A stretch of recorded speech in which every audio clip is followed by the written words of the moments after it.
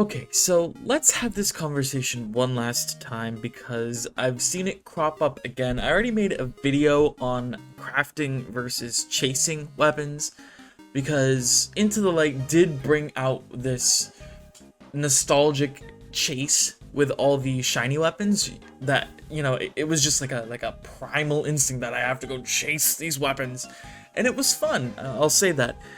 But it's not healthy to have it in every single aspect of the game.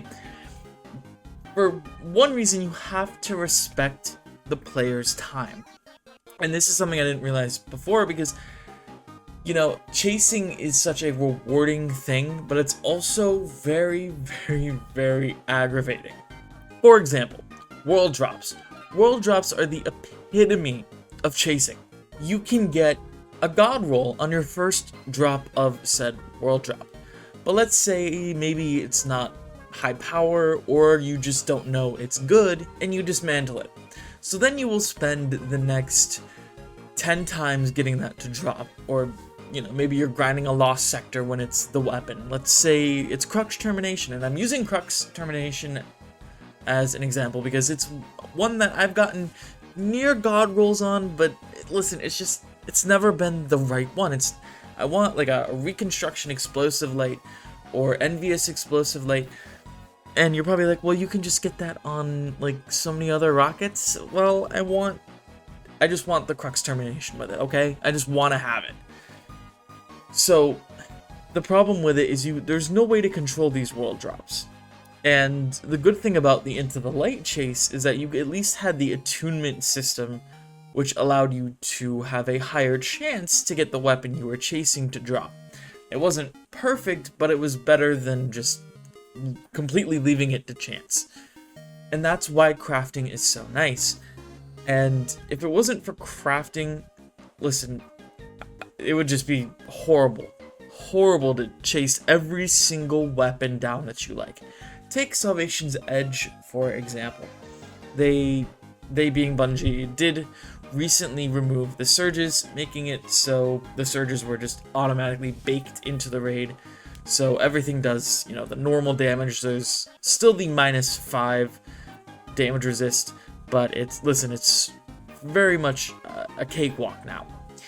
But imagine that you had to do each encounter to get the god roll you wanted.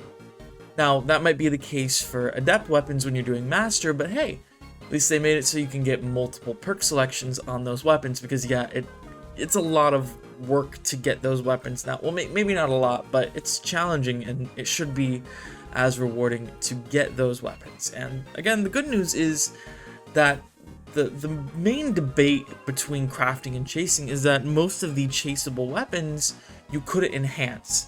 And now you can enhance those weapons. Adept weapons being one that fell into that category, because you can craft the regular versions of these weapons, but you cannot enhance adept weapons. So the only thing that really separated the two was adept mods, but now you have adept mods and the ability to enhance those perks to create a slightly larger gap in between that. And of course, you can enhance Into the Light weapons and a whole bunch of other weapons that they were able to fit into that cone before the final shape came out. There are some that they couldn't fit into it, which is okay, but hopefully they will redo some of those older weapons eventually with origin traits, because origin traits have completely changed the way guns work in some ways. But yeah, listen, you can have both crafting and chasing in coexistence. It's not a bad thing, because when you're crafting, you still have to invest a little bit of time, right? But at least for people who don't have a crap ton of time, they don't have to spend 40 or so attempts trying to get the perfect Indebted Kindness, or 20 attempts on Grasp trying to get the perfect Matador. They can go craft an Imperial Decree. They can go craft the Call sidearm from the Pale Heart. There are options outside of that.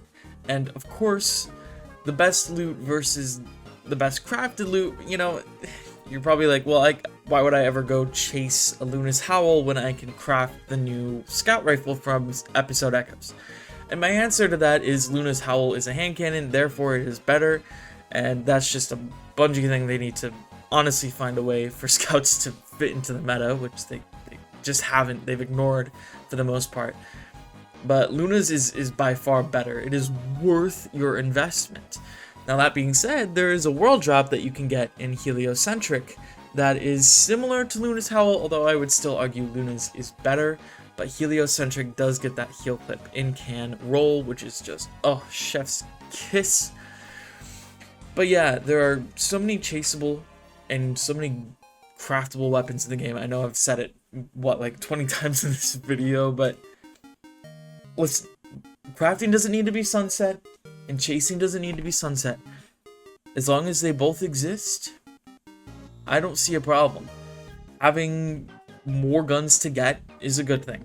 So yeah, let me know your guys' thoughts below if you want to share, and I'll see you next time.